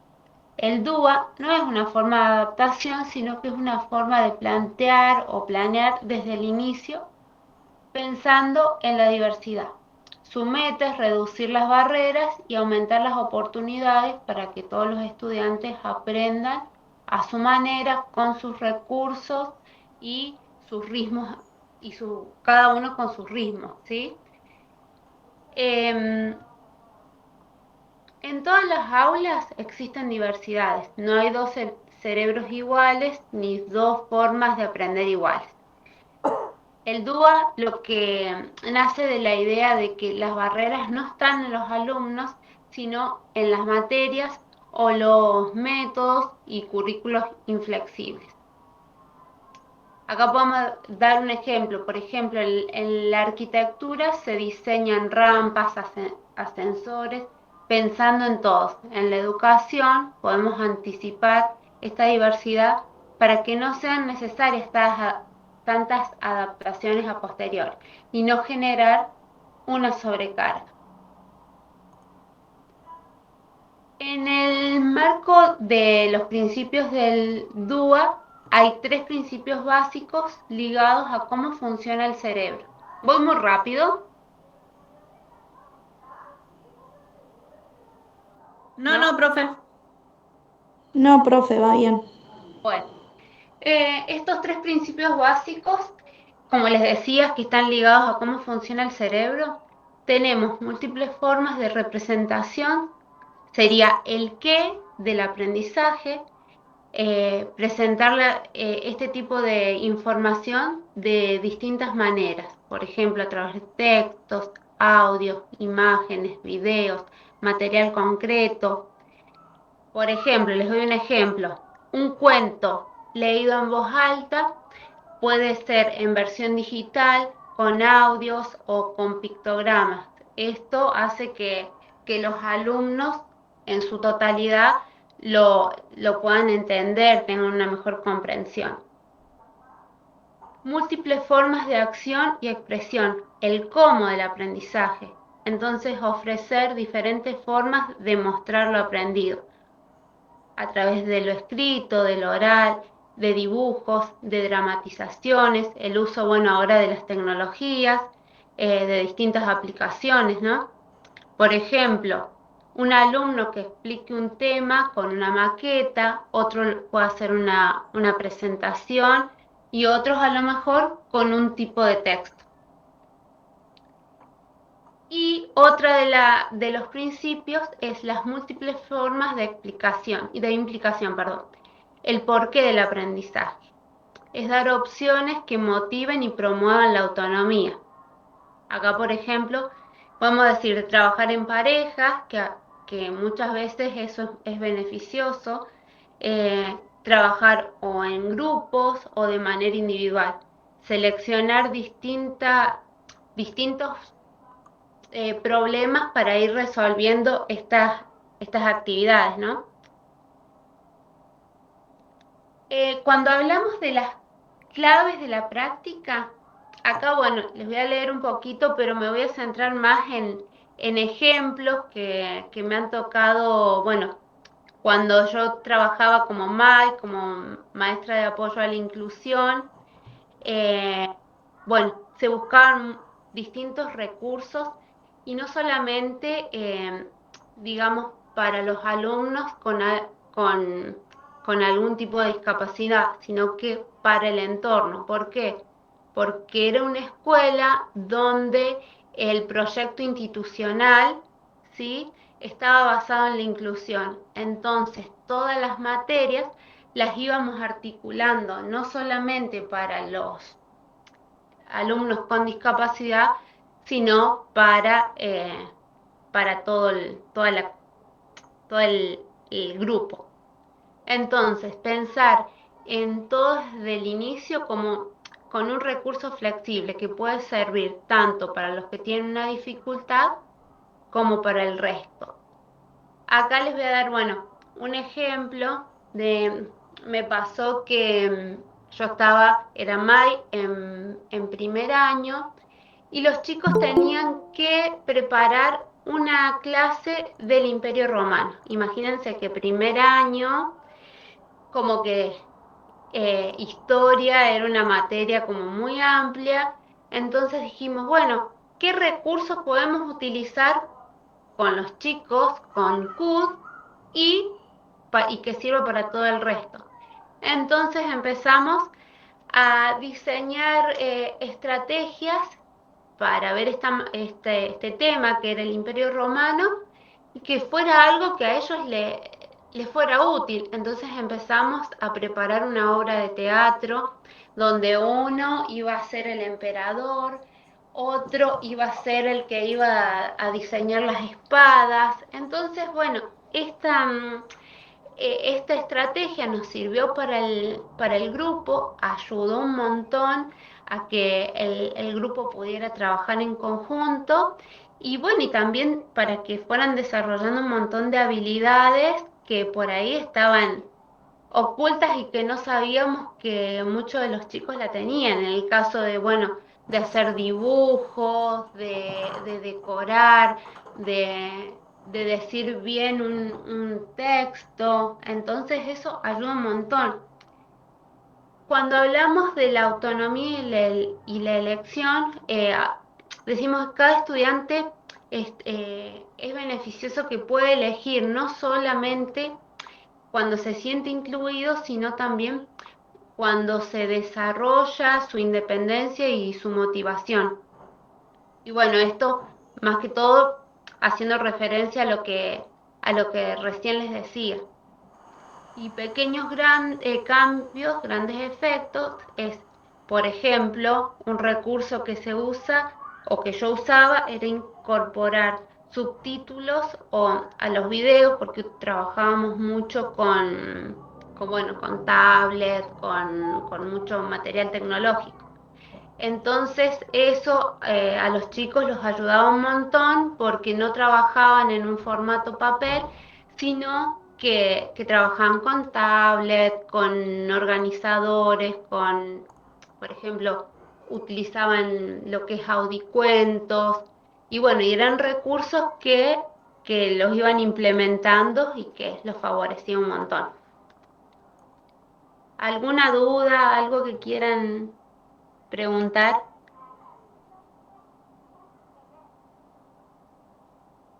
Bueno, continúo.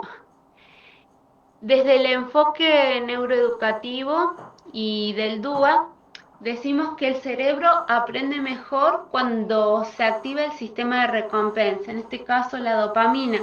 Y la dopamina es un neurotransmisor que actúa como mensajero químico del cerebro, regulando funciones vitales como el movimiento, la motivación, el placer, la memoria, la atención y el estado de ánimo. También se aprende mejor cuando se integra lo que es la parte sensorial, ¿sí? La parte sensorial, eh, acá, perdón, me salté la parte de cuando se estimula el sistema límbico, eh, se aprende mejor. ¿Qué es el sistema límbico? Es un conjunto de estructuras cerebrales que regulan las emociones, el comportamiento y la memoria. Por ejemplo, acá les doy un ejemplo. Cuando trabajamos, por ejemplo, tenemos que trabajar un texto instructivo, ¿sí? No solamente trabajarlo desde la parte, bueno, del formato papel, sino es importante que ellos puedan trabajar también el material concreto, que puedan utilizar los sentidos, el sentido de la vista, del tacto, que bueno, esto lo vamos a trabajar un poco cuando vayamos a SADI, las chicas que tienen que hacer el tema de cocina, de las tartas, otras de las chicas que va a hacer eh, bombones. Bueno, no solamente van a trabajar la parte táctil, sino que los chicos van a poder ver cuando le presentan los pictogramas, van a poder escuchar cómo ellas van relatando todo lo que van contando el paso a paso de cada ingrediente, ¿no?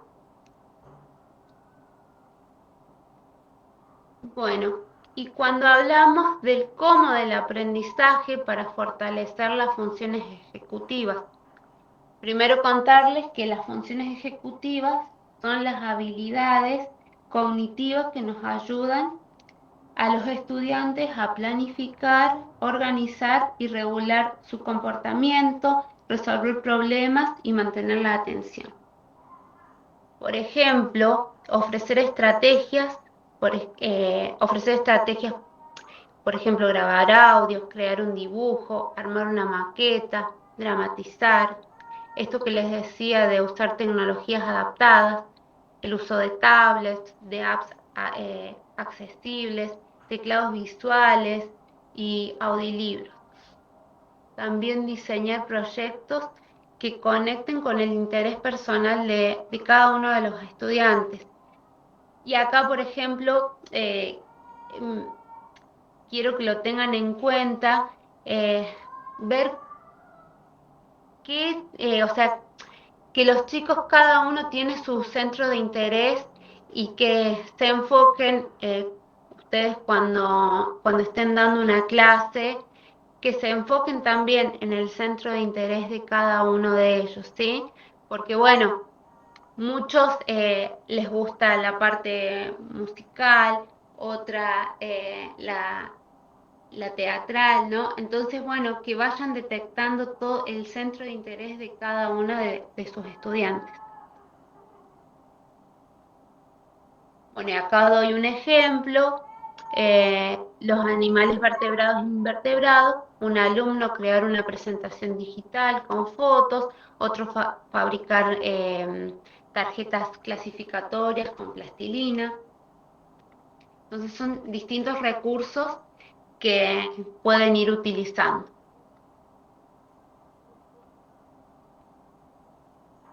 Bueno, y acá es un poquito más de lo que les venía contando. Cómo motivar el aprender, fomentando la autonomía, conectar con sus centros de intereses, establecer metas claras y concisas, crear un ambiente positivo, reconocer el esfuerzo de cada uno de sus estudiantes, promover la participación activa, usar métodos variados, esto de, bueno, como les comentaba, pueden ser sistemas alternativos de comunicación, imágenes, tablet, material concreto, todo lo que para ellos también pueda ser significativo.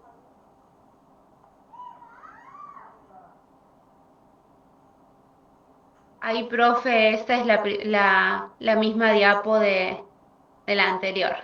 Gracias. Y bueno, esto es un poquito de lo que estuvo hablando las clases anteriores el profe, que lo vamos a pasar las voy a nombrar como para que no sea tan extenso. Las normativas para la educación inclusiva. La ley 26.206 es la ley de educación nacional que establece principios, derechos, deberes del sistema educativo. Promueve la igualdad de oportunidades y atención a la diversidad. Garantiza el acceso a la educación de calidad para todos los estudiantes. La Resolución Federal 311/16 regula la educación inclusiva a nivel nacional, impulsa las adaptaciones curriculares y estrategias pedagógicas, asegura la participación plena de los estudiantes con discapacidad.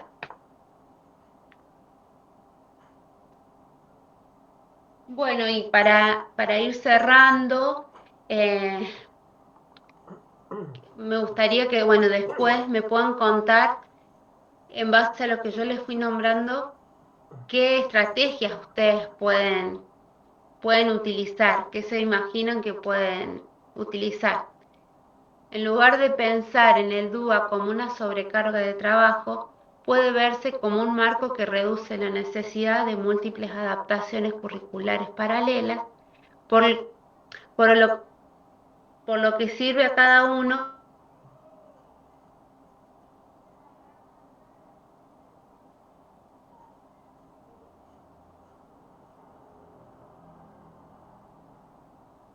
tomando los principios del DUA y de la neuroeducación.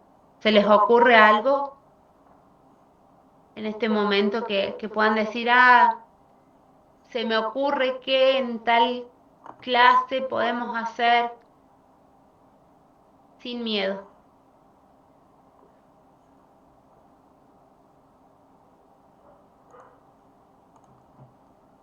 Sí, o por ejemplo, la actividad que están planificando para la intervención en ASADIS, vincularlo con esto que dice la profe, es decir, no verlo como un sufrimiento de trabajo, sobrecarga, sino de decir, bueno, hacemos adaptaciones múltiples para que varios estudiantes, no solamente aquellos que tienen alguna dificultad, como los que no, puedan aprovecharlo, ¿no?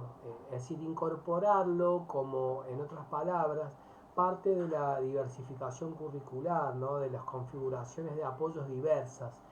Y bueno, y eso es importantísimo porque planificar desde este enfoque realmente va produciendo la inclusión entre los estudiantes mismos, ¿no? Es decir,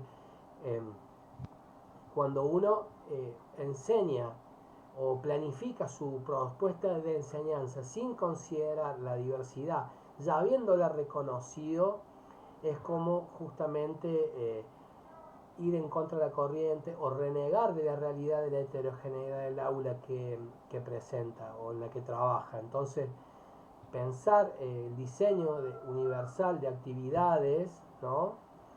Justamente sirve para pensar en que una actividad o una consigna concreta puede servir para todos y todas las estudiantes, para quienes presentan algún diagnóstico como para los que no.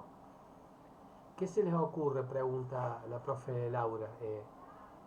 Con lo que ya tienen pensado, por ejemplo, a ver, cuenten un poco de lo que tienen pensado, a ver si se puede establecer alguna relación para el colectivo. Adelante, vamos, sin miedo. Hola, buenas noches. Buenas. ¿Cómo les va? Profe, ¿podría ser un ejemplo de adaptación? Creo que en la clase anterior uno de los compañeros comentaron que van a hacer ahora para ir a Sadis eh, una actividad con pinceles y bueno, y ahí la profe les dijo que había algunos que necesitaban usar como pinceles más grandes. Eso sería, por ejemplo, una adaptación que se puede hacer, digamos, ¿no es cierto? Totalmente. Muy bien. ¿Algún otro ejemplito para ya ir cerrando un poco el encuentro de hoy? ¿Algún otro ejemplito como para ir cerrando ya el encuentro? Para ver si se entendió la importancia del diseño universal a la luz de planificar desde un enfoque de la diversidad incluyente, no inclusivo. A ver, hay muchos ejemplos de lo que ya he visto en el cronograma, de los que nos han estado contando. Vamos, a animarse. También puede ser, profe, en el hecho de, por ejemplo, contar un cuento, las diferentes formas que pueden ser a través de la lectura, a través de una imagen o leyéndolo a través del audio. Claro, no solamente contarlo, sino que también llevarlo a la parte de, no sé, mostrarle imágenes, con dibujos, cosas que a ellos les entretenga.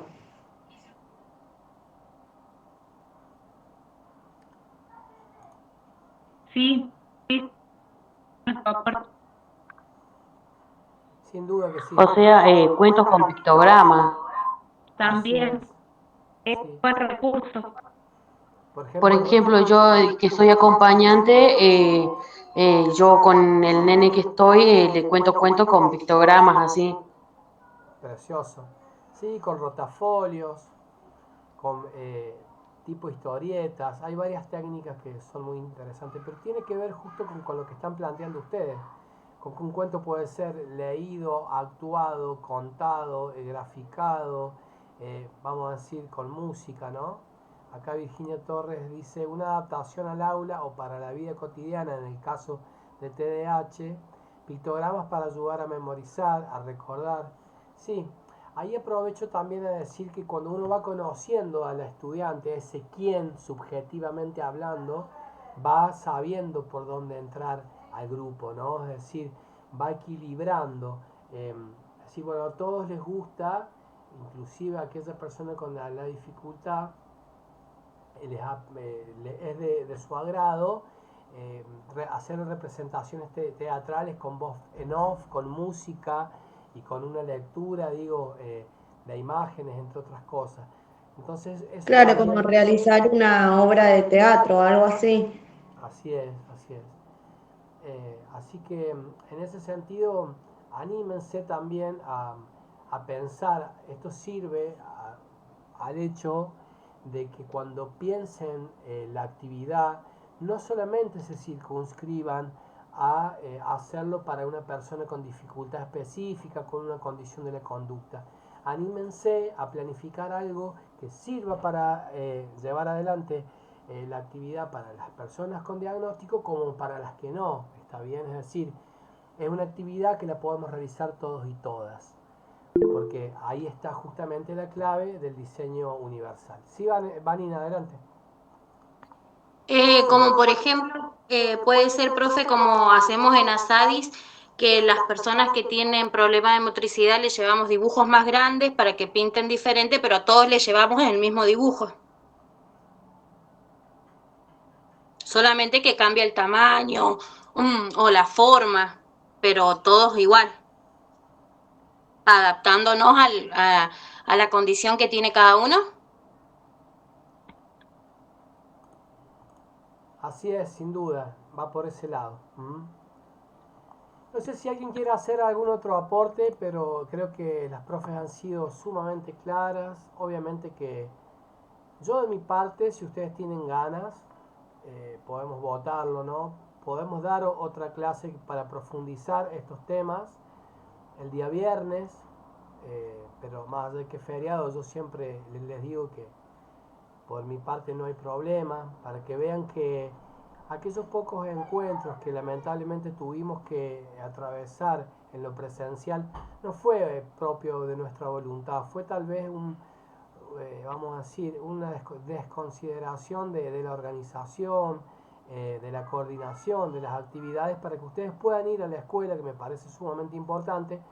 Pero bueno, nosotros también vamos a tener nuestra oportunidad de poder aplicar todos estos aprendizajes, de poder pensar, empezar a ver cómo se puede planificar para la diversidad y elaborar en ese marco propuestas de enseñanza para lograr captar la atención y el interés de todos nuestros estudiantes, como decía recién la profe Laura, ¿no?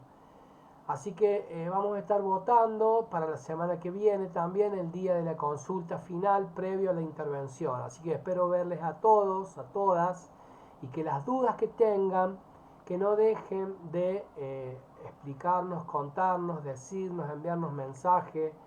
Y por último, vamos a pasar en limpio la consigna, el cronograma de trabajo y las consignas que han preparado para el día viernes 28 en la semana siguiente de acuerdo a la consulta. Así que vamos a estar pidiéndole a todos los grupos que se presenten con la consigna ya armada, vamos a decir más o menos cerrada la idea, para que nos vayan contando uno por uno de acuerdo a cómo están ordenadas las estaciones de cada uno de los bloques de actividades. ¿Se entiende?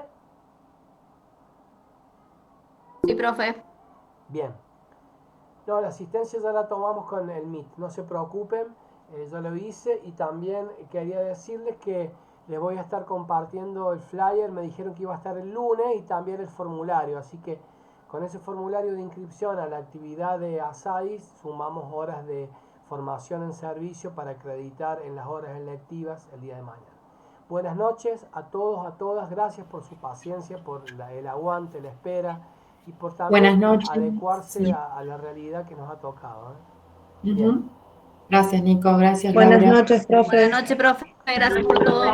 Buenas noches. Después, Profe, buenas noches. después le subo la clase. Chau, chau. Buenas noches, profe. Pero buenas noches. Chau, chau. Chau, profe. Chau, mi amor. Qué divino.